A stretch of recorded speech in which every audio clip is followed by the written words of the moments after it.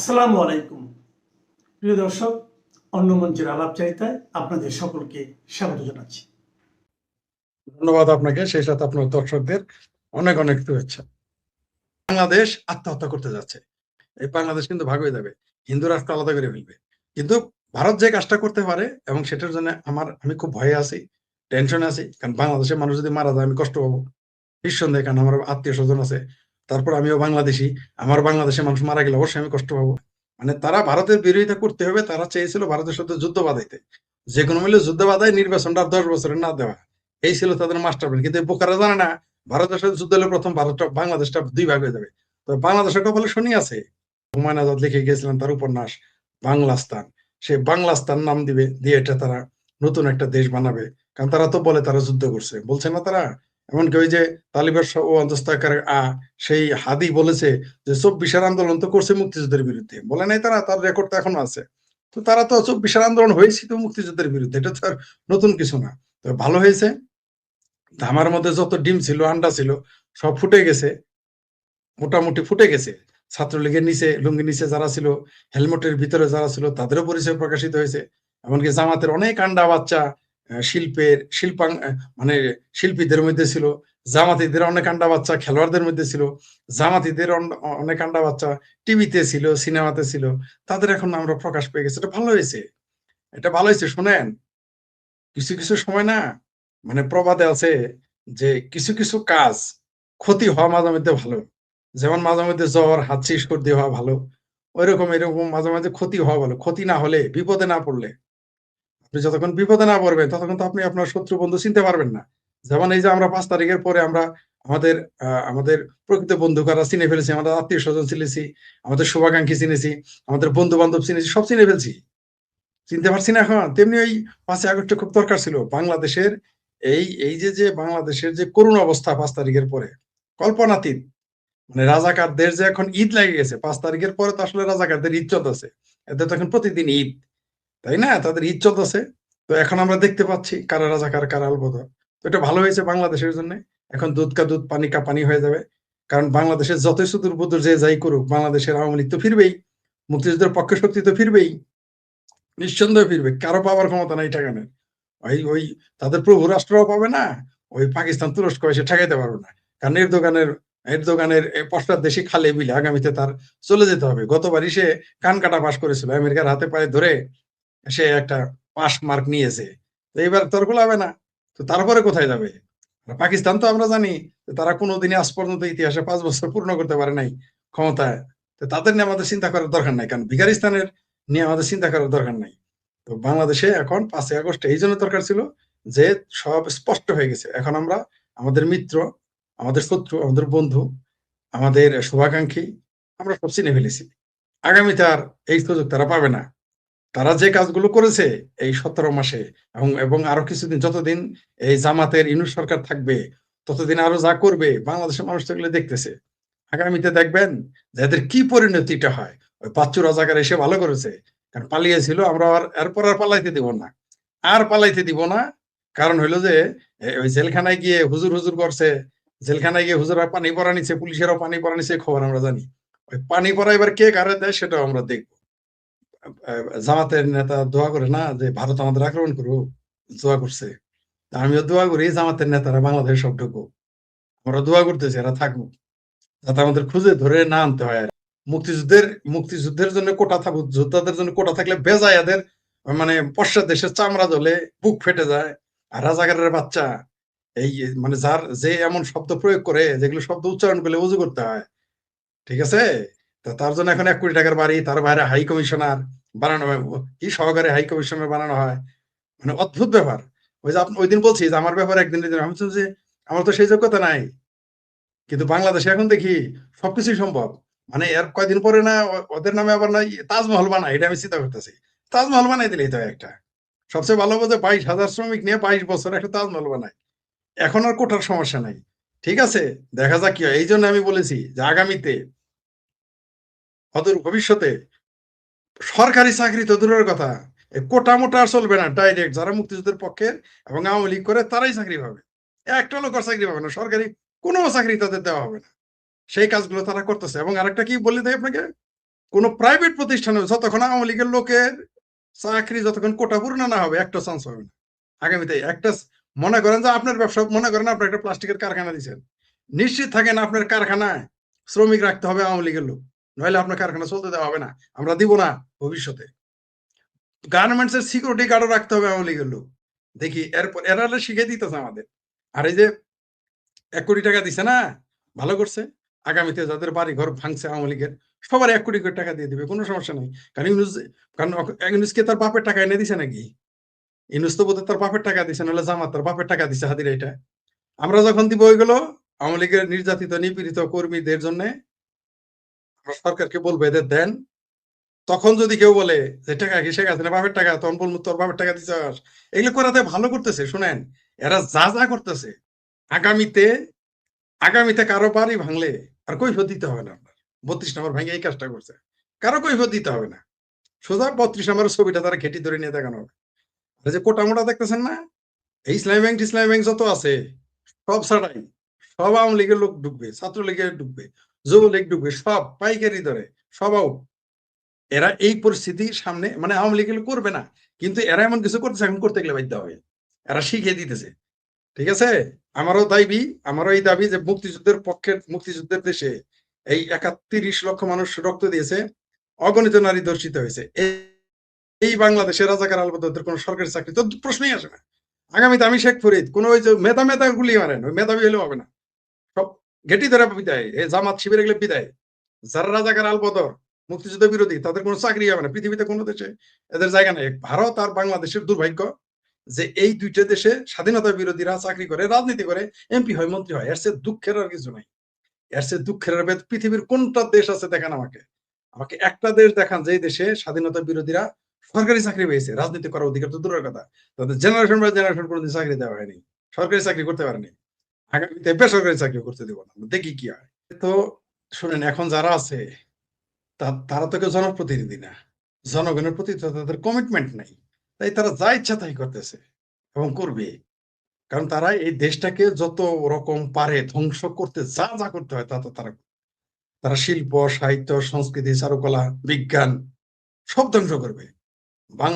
বাঙালির সংস্কৃতি ধ্বংস করবে, বাংলার ভাষা ধ্বংস করবে, বাংলার দেশ ধ্বংস করবে, অর্থনীতি ধ্বংস করবে, বাংলাদেশের রাজনীতি ধ্বংস করবে, গণতন্ত্র ধ্বংস করবে, সংবিধান ধ্বংস করবে, বাংলাদেশের মুক্তিযুদ্ধের চেতনা ধ্বংস করবে। তো তাদের কাছে ক্রিকেট তো কোথাকার কি, ক্রিকেট তো সামান্য ব্যাপার, এটা ধ্বংস তারা করবেই, তাতে তো কিছু যায় আসে না। মনে করেন যার সন্তান, আপনার সন্তানকে যদি কেটে 2 ভাগ করা হয়, আপনি প্রয়োজনে তাকে অন্যকে দিয়ে দিবেন যে ভাই তুই নিয়ে যা, তবে এটা কাটিস না। কিন্তু আমি তো চিন্তা করবো না, বন্য জনের চিন্তা করবো না, কাটে টুকরা করলে কি, ভাগা দিলে কি। তো বাংলাদেশ তখন গণিমতের মাল। এরা তো দখল করছে, এটা তো এদের দেশ না। এরা তো এই দেশে বিশ্বাস করে না, এরা তো এই দেশে উন্নতি চায় না। ক্রিকেটকে কোথায় নিয়ে গেছিল শেখ হাসিনা, সেই ক্রিকেটকে তলানিতে আনলো তারা। এমনকি এই স্কটল্যান্ডের শুধু আসার কারণে যে বাংলাদেশ যে এই বছর খেললো না তা না, এই ঘটনা বাংলাদেশের জন্য, বাংলাদেশ ক্রিকেট সম্পর্কে সারা পৃথিবীতে যে মেসেজ গেল সেটা বাংলাদেশের জন্য ভালো। আর এরা নিবেই না বাংলাদেশকে, কোনোদিন আর খেলাই নিবে না, আপনি দেখবেন। কারণ এরা সব জঙ্গি থাকে, ক্রিকেট যারা খেলে এরা তো সব জঙ্গি। এরা অর্ধেকই দেখবেন জঙ্গি। আওয়ামী লীগের আমলেও বলছে, বিশ্বাস করে নাই।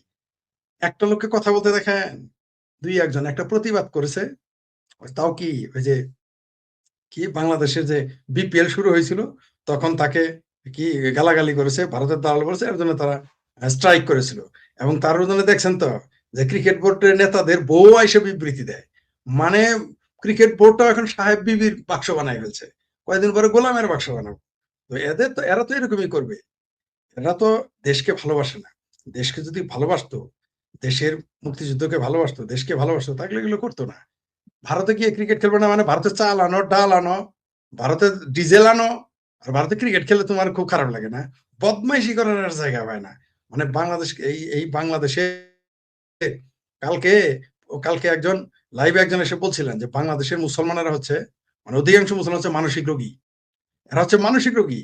এরা ভারত, হিন্দু এগুলো বিদ্বেষ কেন? কারণ কি? মুক্তিযুদ্ধ। কারণটা হচ্ছে মুক্তিযুদ্ধ। আপনি ভারতের চাল খাবেন, ডাল খাবেন, পেঁয়াজ খাবেন, আপনি ভারতের চিনি খাবেন, আপনি ভারতের ফেন সিডিলও খাবেন, ভারতের গান শুনবেন, সাউথের সিনেমা। বাংলাদেশে পশ্চিমবঙ্গের লোক যত না সাউথের সিনেমা দেখে, আমি দায়িত্ব নিয়ে বললাম, পশ্চিমবঙ্গের মানুষেরা সাউথ ইন্ডিয়ান সিনেমা যত না দেখে, তার সাথে ডাবল দেখে বাংলাদেশের লোক। টিভির সিরিয়াল তো মহিলারা দেখেই, এটা তো কোনো আলাপই নাই। এবং ইয়েতে যারা আছে তারা ছোট বড় সকলেই, এই জেনজি যেগুলোতে বলেন না, এই যে জিন্নাস জেনারেশন, জামাতি জেনারেশন, সবগুলো সাউথ ইন্ডিয়ান সিনেমা দেখে। একটা বাদ দিতে হয়, সবগুলো বেশিরভাগ আবার বিএনপি করে। যারা আবার এই যে সাউথ ইন্ডিয়ান সিনেমা দেখে তারা বেশিরভাগ আবার বিএনপি করে। মানে ভারতের কাওয়ালিয়া, ভারতের হিন্দি গান আপনি পাকিস্তানি শিল্পী আইনা গাওয়া শোনাবেন।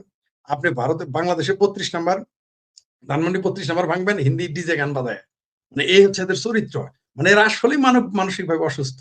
মানে এই বাঙালি মুসলমানদেরকে নিয়ে আপনি এমনিতেই আপনার ভুলে গেলাম না, আমাদের বিখ্যাত উপন্যাসিক এমনি লেখে নেয় বাঙালি মুসলমানের মন, বুঝতে পারছেন? এমনি বাঙালি মুসলমানের মন তিনি লিখে যান নাই, সেখানে লিখে গেছেন। তারপর হুমায়ুন আজাদ তো বাঙালির অর্থনৈতিক চরিত্র, বাঙালির চরিত্র তো বলছে যে বাঙালি যদি মানে সিকি ভাগও যদি সৎ হয় তাকে পুরস্কার দিতে বলছে। বলছে বাঙালি যদি সিকি ভাগ সৎ হয় নাকি আরো কত পার্সেন্ট বলছে, যে আধা যদি সৎ হয় তারা 100% পুরস্কার দিতে বলছে। তার মানে বুঝছেন তো বাঙালির চরিত্র। আর ফরাদ মাজাহার, আরে ভুল বললাম, আরে যারা আমি বলি যে সলিমুল্লাহ খান যার মাজারে খাদেম, আমি ভুলে গেছিলাম নামটা, ভুলে যেতেছি, আমাদের বিখ্যাত লেখক। ঠিক আছে, তিনি তো বাঙালি মুসলমানের মন লিখে গেছেন। তো বাঙালি মুসলমান তো এরকম। আবার কালকে ওই দিন ডক্টর মঞ্জুরে খোদা তরিক তিনি বলেছেন যে এরা মানসিকভাবে অসুস্থ, এই বাংলাদেশের মানুষ। তা নাহলে ইন্ডিয়ান চাল ভালো লাগে, ইন্ডিয়ান সিনেমা ভালো লাগে, ইন্ডিয়ান গান ভালো লাগে, ইন্ডিয়ার পাবলিক ভালো লাগে, ইন্ডিয়ার কওমি মাদ্রাসা আর কি ভালো লাগে, দেওবন্দ মাদ্রাসা ভালো লাগে, ইন্ডিয়ার আজমির ভালো লাগে, ইন্ডিয়ার ইন্ডিয়ার নায়িকাদের খুব ভালো লাগে, হাঙ্গা করতেও চায় কেউ কেউ আবার। ঠিক আছে, স্বপ্ন দেখে তারা। তারপরে ইন্ডিয়ান আপনার ডিজেল ভালো লাগে, আর ইন্ডিয়ান চিকিৎসা ভালো লাগে। ঠিক আছে, ইন্ডিয়ায় চোরা কারবারি করতে ভালো লাগে। বাংলাদেশের 1 কোটি লোক এখন ইন্ডিয়াতে চোরা কারবারি করে ভাত খায়। বাংলাদেশের 1 কোটি জনগণ ভারতের উপর নির্ভরশীল 100%। 100%, 1 কোটি লোক 100% ভারতের চোরা কারবারের উপর নির্ভর করে। তারপরেও ভারত ভালো না, তারপরেও ভারত ভালো না। কারণ কি? কারণ ওই যে মুক্তিযুদ্ধ, এই ক্রিকেট মিকেট এগুলো কিছুই না। মানে তারা ভারতের বিরোধিতা করতে হবে, তারা চেয়েছিল ভারতের সাথে যুদ্ধ বাঁধাইতে, যে কোনো মূল্যে যুদ্ধ বাঁধায় নির্বাচনটা 10 বছরের না দেওয়া।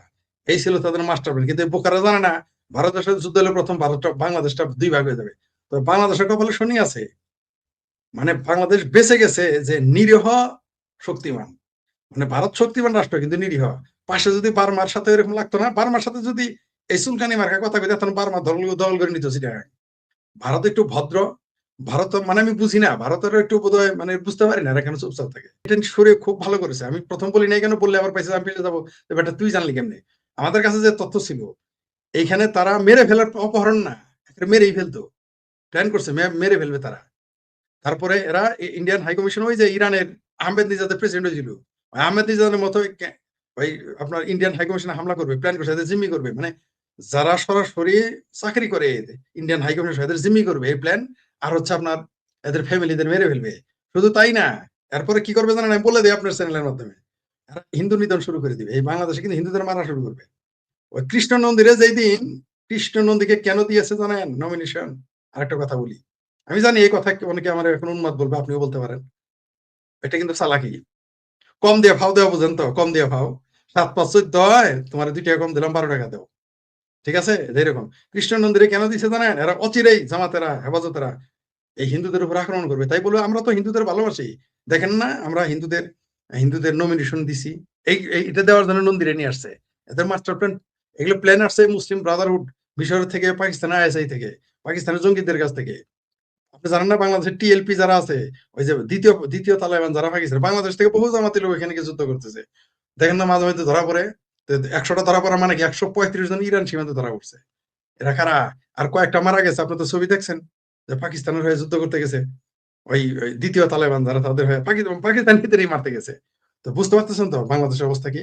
শুধু এটা ঘটবে না তো, আপনি নিশ্চিত থাকেন বাংলাদেশে, আমি বারবার বলেছি, আমি আমি এটা বলার কারণে অনেকে আমাদের পক্ষের লোক আমার উপরে রাগ করে, ক্ষুব্ধ হয়, যেগুলো বলতে চাও কেন? দেখলে এই জন্য বলি যাতে এটা ঠেকানো যায়। এরা আমার উল্টা ভুল বুঝে, কিন্তু আপনি ঠেকাইতে পারবেন না। এই হিন্দুদের উপরে খুব শীঘ্রই আক্রমণ শুরু হবে, এই এরা করবে। এরা বাংলাদেশে ঝামেলা বাঁধাইতে পায়ে পাড়া দেখাই যে কথা তো বুঝেন, পায়ে পাড়া দেয় ঝগড়া, পায়ে পাড়া দিয়ে ঝগড়া করতে যা করতে তারা থাকবে। অলরেডি তারা তা শুরু করেছে। প্রথমে ডক্টর ইউনূস, এই বুইড়া খাটাস, আদম ব্যাপারী, আদম ব্যাপারী আসার আগেই বলছে 7 সিস্টার ঝুঁকিতে ফেলবে। তার মানে কি? এটা কি কেউ বলে? কোন কূটনৈতিক ভাষা এটা বলা যায়? কোন শাসক এটা বলতে পারে যে ক্ষমতা নিতে আসতেছে, ধরে নেন আপনি ভারতের সাথে যুদ্ধ করবেন, তারপর তো আপনি এটা বলতে পারবেন না, পারবেন? এই যে ভারত যে বলতেছে না কিছুই, ভারত বাংলাদেশ নিয়ে কোনো মন্তব্য করতেছে না, তার মানে কি ভারত বসে আছে? ভারত তো ছাই দিয়ে ধরবে, শিং মাছ যেভাবে ধরে না ওইভাবে ধরবে। তো পাঙ্গাস মাছের কিন্তু বাংলাদেশ হলো মাছের মধ্যে পাঙ্গাস মাছ, এটা কিন্তু শিং মাছ না, এটা মাথায় ধরবে না। বাংলাদেশ হলো চরিত্রগত ভাবে পাঙ্গাস মাছ, পাঙ্গাস মাছের কিন্তু মাথায় ধরতে না, লেজে ধরতে হয়, লেজে ধরে এরকম ঘুরাবে, জানে না এরা। ভারত বাংলাদেশের লেজে ধরে ঘুরাবে, টেরি পাইতেছে না এরা। আমি বলে দিই আপনাকে, যেই না তারা হিন্দুদের উপর আক্রমণ করবে, এই বাংলাদেশ কিন্তু ভাগ হয়ে যাবে, হিন্দু রাষ্ট্র আলাদা করে ফেলবে। তখন বলবে কি জানেন, 5ই আগস্ট করছে ভারত, তখন আবার চিৎকার করে এরাই বলবে 5ই আগস্ট ভারত করছে। এরা তো প্ল্যান করে রাখছে যে হাই কমিশনের হামলা করবে, তাদেরকে মেরে ফেলবে, এগুলো প্ল্যান পুরো, এগুলো মাস্টার প্ল্যান, পাকিস্তান আইএসআই তারা এগুলো পুরো প্ল্যান করা হয়ে গেছে, এবং আরো ভয়ঙ্কর প্ল্যান করা হয়েছে, যেগুলো আমি অনুমান করলে ওগুলো বলতে সাহস পাইতেছি না। ঠিক আছে, বলতেই সাহস পাইতেছি না, কারণ আইনগত মায়ের পেশা, যদি এগুলো ঘটে যায় বলে তুই জানলি কেমনে, আমার আগে অ্যারেস্ট করবে। সমস্যা বুঝতে পারছেন? বললেও অনেক কিছু জানলেও কিন্তু আগে বলা যায় না। এরা তো এতদিনে নিল, এরা তো বুদ্ধিমান, মানে এতদিনে ঘটে যাওয়ার কথা ছিল, এতদিনে এটা ঘটে হয়েছে যখন ইন্ডিয়ান হাই কমিশনে গেল এরাও করতে, তখনই এটা করার কথা ছিল, তখনই। এরা যে কোনো মূল্যে ভারতের সাথে ঝামেলা করবে, পায়ে পাড়া দিয়ে ঝগড়া করবে, প্রয়োজনে সীমান্তে গিয়ে মারামারি করবে, গুলাগুলি করবে। আপনি লিখে রাখেন কি কি করাইতে পারে। হিন্দুর উপর আক্রমণ তো ঘটবেই শেষে, সীমান্তে গিয়ে চোরা কারবারি ছেলে গুলাগুলি প্রথমে নিজেরা মরবে, প্রথমে নিজেরা গিয়ে সীমান্তে যাবে, বিএসএফ মারবে, প্ল্যানটা দেখেন। প্রথমে নিজেরা সীমান্তে যাবে, যা একটা ঝামেলা করবে, বিএসএফ তো গুলি করবে, গুলি করার পরেই তখন বাংলাদেশ আন্দোলন শুরু করে দিবে, এবং ওইখানে তারা একটা ঝামেলা সৃষ্টি করবে। আর এমন একটা পরিস্থিতি ক্রিয়েট করবে যে ভারত বাধ্য হবে এই যুদ্ধে নামতে। ঠিক আছে, বাধ্য হবে। কিন্তু ভারত তো আর চালাক, এই মুহূর্তে কিছু করবে না, কিন্তু চাণক্য নীতি ফলো করবে। কারণ চাণক্য নীতি, আমি সংস্কৃতিটা এই মুহূর্তে মুখস্থ নাই, করোনা রায়ের মতো তোর মুখস্থ করে নাই। সেখানে বলা হয়েছে যে রাস্তা যদি কাটার হয়, হয় রাস্তা ছেড়ে দাও, নাহলে কাটাকে ছুঁড়ে ফেলে দাও। তার মানে কি হয়, আর বাংলাদেশ তো মনে করেন তার কন্টাকাকীর্ণ পথ, সে তো এটা ছুঁড়ে ফেলতে পারবে না। তাহলে কি সেটা এড়িয়ে যেতে পারবে না, কারণ আর কোনো দেশ নাই। তাহলে তাকে কি করতে হবে, কে ছুঁড়ে ফেলতে হবে, উচ্ছেদ করে ফেলতে হবে সমলে। তো ভারতকে শেষে ওইটাই করতে হবে, চাণক্য নীতি ফলো করতে হবে, এই কাটাকে তাকে উচ্ছেদ করে ফেলতে হবে। আর এই কাজটা বাংলাদেশের জামাত, মুসলিম লীগ, হেফাজত, এই পাকিস্তান আইএসআই, এদের ভুল পদক্ষেপে এরা এমন একটা ব্লান্ডার করে বসবে। এরা তো বেশি চালাক হইতেছে, বেশি চালাকি করতে গেলে কিন্তু ফেসে যায়। দুর্বল লোক, বাংলা খাঁটি বাংলা প্রবাদ বলি যে গরিব আর দরিদ্র দুর্বল যদি বেশি লাফালাফি করে, লাথি কিন্তু দুইটা বেশি খায়। বাংলাদেশে কপালে লাথি দুইটা বেশি আছে, এরা বুঝতে পারতেছে না। কিন্তু এই জামাত, হেফাজত, পাকিস্তানের আইএসআই কারণে আমাদের বাংলাদেশের মানুষের কপালে দুঃখ আসবে। জাস্ট ভারত যে কাজটা করবে, আমি বললাম তো আপনাকে, আপনার চ্যানেল সম্ভবত বলেছি, বারবার বলে আসতেছি, আর যুদ্ধ করবে না আগে। যুদ্ধ হলো ভারতের সর্বশেষ, মানে যখন দেখবে আর পারা যাচ্ছে না তখন যুদ্ধ, সর্বশেষে আসবে ভারত যুদ্ধ করতে। কারণ এই ঝুঁকি ভারত নিবে না। কারণ বাংলাদেশটাকে একটা ফাঁদ, মনে করেন যে সুন্দরবনে বাঘ ধরতে পাঠা পাঠায় না, ছাগল পাঠায় না, তো বাংলাদেশটাকে পাঠা বা ছাগলের মতো সামনে রাখছে ভারতের, যাতে এই ফাঁদে ফাঁদে খাইতে আসে। আর তখন মনে করেন শিকারীরা এসে ভারতকে শিকার করবে, ভারত এটা জানে। কিন্তু এটা সর্বশেষে ভারত প্রয়োগ করবে। তার আগে তো জানে যে খাদ্য শুধুমাত্র, মানে আমাকে যদি এখন ভারতের লোক কয় যে, মানে আমি বুঝি না ভারতের লোকের এত বুদ্ধি তারা, আমি জানি, এবং আমি বলিও যে ভারতের লোকের প্রচুর বুদ্ধি, কিন্তু আমি বুঝতে পারছি না, ছোট্ট একটা বুদ্ধি করলেই তো বাংলাদেশে এই মুহূর্তে জামাতেরা কান্নাকাটি করে সারতে পারবে না, পায়ে ধরে সারতে পারবে না। সেরকম মালদ্বীপের কথা মনে আছে তো, যে পানির জন্য পরে ভারতের কাছে আসছে, চিৎকার, হাতে পায়ে ধরে মোদির কাছে খাওয়ার পানি নিয়ে গেছে, খুব চিৎকার করছে, চেঁচামেচি করছে মালদ্বীপ। কিন্তু ভারত যদি মনে করে ওটা মালদ্বীপের মতো বাংলাদেশ, তাহলে ভুল হবে। মালদ্বীপ কিন্তু বাংলাদেশ না, বাংলাদেশের মানুষ হলো ওই যে বলো মানসিকভাবে অসুস্থ, এদের কিছু দাওয়াই দিতে হবে, চাইনিজ দাওয়াই। তাছাড়া ভারত যা করতেছে ভুল করতেছে, ভারতের ক্ষতি হবে শেষে। শেষে কারণ হলো নয়, মানে আপনি সময় মতো এক হাড়ি না দিলে, এক হাড়ি দিলে পরে 9 হাড়ি ঢালতে হবে ভারতের, পরে 9-10 হাড়ি পানি ঢালতে হবে, এই দশা হবে। কিন্তু ভারত যে কাজটা করতে পারে, এবং সেটার জন্য আমি খুব ভয়ে আছি, টেনশনে আছি। কারণ বাংলাদেশের মানুষ যদি মারা যায় আমি কষ্ট পাবো নিঃসন্দেহে, কারণ আমার আত্মীয় স্বজন আছে, তারপর আমিও বাংলাদেশি, আমার বাংলাদেশের মানুষ মারা গেলে অবশ্যই আমি কষ্ট পাবো। কিন্তু ভারত যদি খালি ফুড চেইনটা কেটে দেয়, একেবারে দুর্ভিক্ষে মারা যাবে, এখানে পালে পালে মারা যাবে, পালে পালে, আপনি কল্পনা করতে পারবেন না। তার মধ্যে আপনার আমার আত্মীয় থাকবে, কারণ আপনি টাকা পাঠাবেন, কাজ হবে না। আপনি হয়তো টাকা পাঠাবেন অস্ট্রেলিয়া থেকে, আপনার আত্মীয় স্বজন রক্ষা করতে, আরে ভাই টাকা দিয়ে তো খাদ্য, তো টাকা দিয়ে তো আর খাওয়া যাবে না, টাকা খায় তোর পেট ভরবে না, টাকা খায় তো আপনি ওষুধ হবে, চিকিৎসা করতে পারবেন না। টাকা দিয়ে জিনিস আনতে হবে, তো সেই জিনিস আপনি কোথায় পাবেন? আপনাকে সস্তা চালটা কে দিবে? পাকিস্তান দিবে? পাকিস্তান তো ভারতের কাছ থেকে নেই, ভারত পাকিস্তান তো বেচবে না, ভারত দুবাই চাল বেচবে না, তো আপনি কই থেকে আনবেন? কই থেকে চালটা আনবেন? আর এক ভিয়েতনামের কাছ থেকে আইনে তো আপনি সারা বছর 18 কোটি মানুষকে পালতে পারবেন না, দুর্ভিক্ষ লেগে যাবে। আর ভারত শুধু ঘোষণা দিবে, বলতে হবে না যে, আমরা তারা মাল দিবে না, তারা শুধু বলবে তারা শুধু বলবে, আমি বলেছি, তারা শুধু বলবে যে আগামী মার্চ মাস থেকে ভারত বাংলাদেশে কোনো খাদ্য রপ্তানি করবে না, শিল্পের কাঁচামাল কোনো রপ্তানি করবে না। একেবারে বাংলাদেশে, এই বাংলাদেশে যে বদমাইশ গুলো আছে না, এই যে হাফ হাজি মানে ওমরা হাজি এবং হাজি, এরা দেখবেন খাদ্য মজুত করবে। প্রথমে অন্যদের মারবে, খাদ্য মজুত করে পরে নিজেরাই মারা যাবে। এরাই মারা যাবে। আমি বলছি তার আগে, এটা কিন্তু এখন বলতেছি না, এটা আমি 6 মাস যাবতীয় বলে আসতেছি। এটাই ঘটবে। তবে এটা ঠিক হচ্ছে না।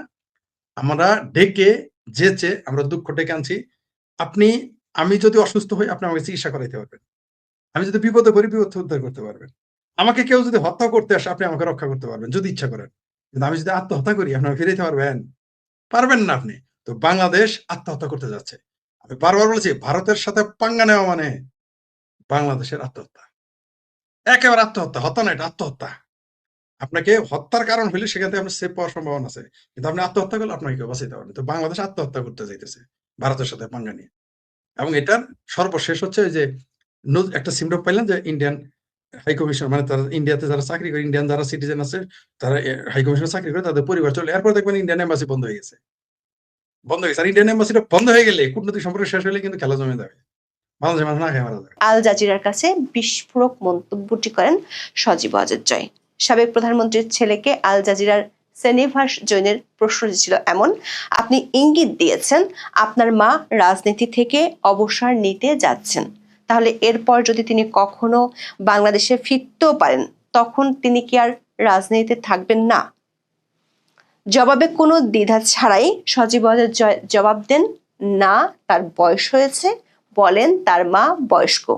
যাই হোক, এবারে তার দায়িত্বে শেষ মেয়াদ হওয়ার কথা ছিল, তিনি অবসর নিতে চেয়েছিলেন। বিষয়টি আরো পরিষ্কার হতে আল জাজিরার সাংবাদিক প্রশ্ন করেন, তাহলে হাসিনা অধ্যায় কি শেষ হচ্ছে? জবাবে জয় বলেন, সম্ভবত হ্যাঁ। আওয়ামী লীগের আগামী রাজনীতি শেখ হাসিনাকে ছাড়াই এগোবে ইঙ্গিত করে জয় বলেন, আওয়ামী লীগ একটি রাজনৈতিক দল, এটি সবচেয়ে পুরনো দল, 70 বছর ধরে আছে। শেখ হাসিনাকে সঙ্গে নিয়ে অথবা তাকে ছাড়া দলটির যাত্রা অব্যাহত থাকবে। তিনি অথবা অন্য কেউ চিরকাল তো বাঁচবেন না। সজীব জয়ের বক্তব্য থেকে শেখ হাসিনার নেতৃত্বের অবসান ঘটার একটি সম্ভাব্য ইঙ্গিত পাওয়া যায়। প্রশ্ন হলো, যখন আওয়ামী লীগের কার্যক্রম দেশটিতে সরকারের নির্বাহী আদেশে নিষিদ্ধ আছে, যেখানে শেখ হাসিনা গত 17 মাস ধরে অনলাইন বার্তার মাধ্যমে দলটির তৃণমূল নেতাকর্মীদের বার্তা দিয়ে আসছেন, দিল্লিতে ডেকে নিয়ে দলের অনেক নেতার সাথে বৈঠক করছেন এবং বাংলাদেশের নির্বাচনের ঠিক আগে আগে তার ছেলে সজীব ওয়াজেদ জয় কেন এমন আভাস দিলেন? ঠিক 2 মাস আগে বিবিসি বাংলাকে যে বিদেশিদের চাপের কথা বলেছিলেন, তার প্রেক্ষাপটে কি কৌশলগত নতুন অবস্থানের চিন্তা করছে আওয়ামী লীগ? সেক্ষেত্রে পরিবর্তনের সম্ভাব্য ধরনটি কেমন হতে পারে? কবে নাগাদই বা নেতৃত্বের পুনর্বিন্যাস দৃশ্যমান হতে পারে? আর নতুন নেতৃত্বে কারা আসতে পারেন? বিশ্লেষকরা মনে করছেন জয়ের এমন বক্তব্য বিচ্ছিন্ন বা আকস্মিক কোনো ঘটনা নয়। বিশেষ করে বাংলাদেশে আওয়ামী লীগকে বাদ দিয়ে নির্বাচন আয়োজনের চূড়ান্ত প্রস্তুতির সময় এমন বক্তব্য বিশেষভাবে তাৎপর্যপূর্ণ। আন্তর্জাতিক সম্প্রদায়ের প্রতি একটি পরিষ্কার বার্তা দিতে চেয়েছেন জয়, বিশেষ করে পশ্চিমা শক্তির সঙ্গে দূরত্ব ঘোচাতে আওয়ামী লীগের সর্বোচ্চ আগ্রহ এর মাধ্যমে প্রকাশিত হয়েছে। আবার সাক্ষাৎকারটি দেওয়া হয়েছে এমন একটি বিদেশি মিডিয়ায় যারা আওয়ামী লীগ বিরোধী হিসেবে সুপরিচিত। লক্ষণীয় বিষয় হলো, জুলাই আন্দোলনে শেখ হাসিনার বিরুদ্ধে সবচেয়ে বড় অভিযোগ হলো তিনি হত্যার নির্দেশ দিয়েছিলেন। আওয়ামী লীগের পক্ষ থেকে বিষয়টি বরাবরই অস্বীকার করা হয়েছে, কিন্তু জয় এই প্রথমবার পাল্টা একটি কাউন্টার ছুড়ে দিয়ে বলেছেন, শেখ হাসিনা যদি হত্যার নির্দেশ দিতেন তাহলে তিনি এখনো ক্ষমতায় থাকতেন। ইতিহাসরা নির্বাচনের নামে একতরফা ভোটের বিষয়ে অন্তর্বর্তী সরকারের উপর এমনিতে আন্তর্জাতিক সম্প্রদায়ের ক্ষোভ বাড়ছে। গত কয়েক মাসে কমনওয়েলথ সহ বিভিন্ন আন্তর্জাতিক সংস্থা অন্তর্ভুক্তিমূলক নির্বাচনের আহ্বান জানালেও তা গায়ে মাখেননি ডক্টর মোহাম্মদ ইউনূস। এখনো পর্যন্ত একমাত্র ইউরোপীয় ইউনিয়নের পর্যবেক্ষক পাঠানোর আশ্বাস মিললেও সাম্প্রতিক কিছু ঘটনায় তৈরি হয়েছে নতুন অনিশ্চয়তা। বিশেষ করে ভারত আকস্মিকভাবে কূটনীতিকদের পরিবার সরিয়ে নেওয়ার ঘোষণা দেয়, ব্যাপক প্রভাব পড়েছে আন্তর্জাতিক পরিমণ্ডলে। বাংলাদেশের নির্বাচনের সুষ্ঠু পরিবেশ তো দূরের কথা, বিদেশিদের নিরাপত্তা নিয়ে উঠেছে প্রশ্ন। সবশেষ জাতিসংঘ আবারও নিরাপদে সবার অংশগ্রহণমূলক নির্বাচন পরিবেশ তৈরির আহ্বান জানিয়েছে। জাতিসংঘের নিয়মিত ব্রিফিংয়ে 20 জানুয়ারি মহাসচিবের ডেপুটি মুখপাত্র ফারহান হক বলেন, বাংলাদেশে আসন্ন সংসদ নির্বাচনের প্রেক্ষাপটে আন্তর্জাতিক সম্প্রদায় সক্রিয় নজরদারি বজায় রেখেছে। জাতিসংঘ সবসময় বলে এসেছে, নির্বাচনের জন্য এমন একটি পরিবেশ নিশ্চিত করতে হবে যেখানে সব মানুষ নিরাপদ ও শান্তিপূর্ণভাবে অংশ নিতে পারে এবং ভিন্ন ভিন্ন মতামত স্বাধীনভাবে প্রকাশ করতে সক্ষম হয়। ফলে অন্তর্বর্তী সরকার যতই দাবি করুন, অবাধ ও অংশগ্রহণমূলক নির্বাচনের বিষয়ে আন্তর্জাতিক সম্প্রদায়ের উদ্বেগ বাড়ছে। ঠিক এমন এক সময় আল জাজিরার মাধ্যমে বিশ্ব পরিমণ্ডলের তাৎপর্যপূর্ণ বার্তা নিয়ে হাজির হলেন শেখ হাসিনা পুত্র জয়। বাংলাদেশের নজিরবিহীন অস্থিরতার মধ্যে আওয়ামী লীগকে নিষিদ্ধ রাখার সম্ভাব্য বিপদ সম্পর্কেও তিনি সতর্ক করেছেন। আল জাজিরাকে বলেন, একটি বাস্তবতাকে কেউ কোনোভাবে অস্বীকার করতে পারে না, তা হলো তার মায়ের 17 বছরে বাংলাদেশের ইতিহাসে নজিরবিহীন অর্থনৈতিক উন্নয়ন, নিরাপত্তা ও স্থিতিশীলতা দেখা গেছে। বাংলাদেশের বিশৃঙ্খলা নিয়ন্ত্রণের জন্য আওয়ামী লীগ এখনো সেরা প্রতিষেধক। আওয়ামী লীগের কোনো ভবিষ্যৎ না থাকার দাবি উড়িয়ে দিয়ে জয় বলেন, আওয়ামী লীগ কোথাও যাচ্ছে না, এটি দেশের সবচেয়ে পুরানো ও বৃহত্তম দল। এরপরেই তিনি আনেন ভোটে আওয়ামী লীগকে নিষিদ্ধ করার প্রসঙ্গ। দাবি করেন, আওয়ামী লীগের 40 থেকে 50% ভোট রয়েছে, এসব মানুষ হঠাৎ করেই সমর্থন দেওয়া বন্ধ করে দেবে বলে ভাবার সুযোগ নেই। জুলাই আন্দোলনের পর মানুষ কেন আওয়ামী লীগের উপর আস্থা রাখবে, এমন প্রশ্নের তড়িৎ উত্তর দেন জয়। পাল্টা প্রশ্ন ছুড়ে বলেন, জনগণকে সেই সিদ্ধান্ত কেন ভোটের মাধ্যমে জানানোর সুযোগ দেয়া হচ্ছে না। সংশ্লিষ্ট সূত্রগুলো বলছে, এই গুরুত্বপূর্ণ প্রশ্নটি গত কয়েক মাস ধরে আন্তর্জাতিক অঙ্গনে তুলে ধরছে আওয়ামী লীগ। বিশ্ব সম্প্রদায় একই প্রশ্ন করছে অন্তর্বর্তী সরকারকে। বাস্তবতা হলো, এর কোনো পরিষ্কার জবাব সরকার এবং তাদের মিত্র দলগুলো এখনো তুলে ধরতে পারেনি। নির্বাচনের মাত্র 3 সপ্তাহ আগে সেই একই প্রশ্ন আল জাজিরার মাধ্যমে ছুড়ে দিলেন জয়। গত কয়েক মাসে যুক্তরাষ্ট্র, বাংলাদেশ ও ভারতে আওয়ামী লীগ নেতাদের সাথে বিদেশি বেশ কয়েকটি শক্তিশালী দেশের প্রতিনিধিদের সাথে বৈঠক হয়েছে।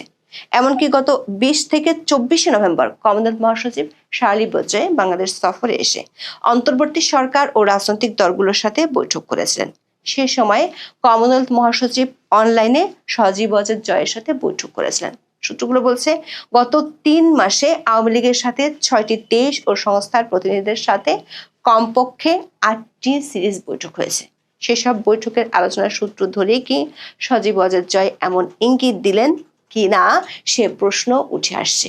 প্রশ্ন হলো, সজীব ওয়াজেদ জয় যে আওয়ামী লীগের নেতৃত্ব থেকে শেখ হাসিনার সরে যাওয়ার আভাস দিলেন, সেটি যদি বাস্তবায়িত হয়, তাহলে আওয়ামী লীগের নেতৃত্বে নতুন কে বা কারা আসছেন? সেই প্রশ্ন দলটির নেতাকর্মীদের মধ্যে বেশ কৌতূহলের জন্ম দিয়েছে। দলটির একাধিক সূত্রে জানা গেছে, শেখ হাসিনা নিজেই গত কয়েক মাসে বাংলাদেশ ও বাংলাদেশের বাইরে কমপক্ষে 4 জন নেতাকে বিদেশি শক্তিগুলোর সাথে আলোচনা করার সিগন্যাল দিয়েছেন এবং সে অনুযায়ী তারা বৈঠকও করেছেন। তবে দলের পুনর্গঠন ও নতুন নেতৃত্ব নিয়ে শেখ হাসিনার পক্ষ থেকে তাদের কিছু বলা হয়নি বলে জানা গেছে। দর্শক, 28 মিনিটের সাক্ষাৎকারে সজীব ওয়াজেদ জয় জুলাই আন্দোলনে বল প্রয়োগ, আইসিটিতে শেখ হাসিনার বিচার সহ অন্য বিভিন্ন বিষয়ে কথা বলেন। প্রতিটি ক্ষেত্রে তিনি বিচারের নামে প্রহসনের অভিযোগ তুলেছেন। আল জাজিরা এবং বিবিসি জুলাই হত্যাকাণ্ড নিয়ে খণ্ডিত অনুসন্ধানী প্রতিবেদন করেছে বলেও দাবি করেন তিনি।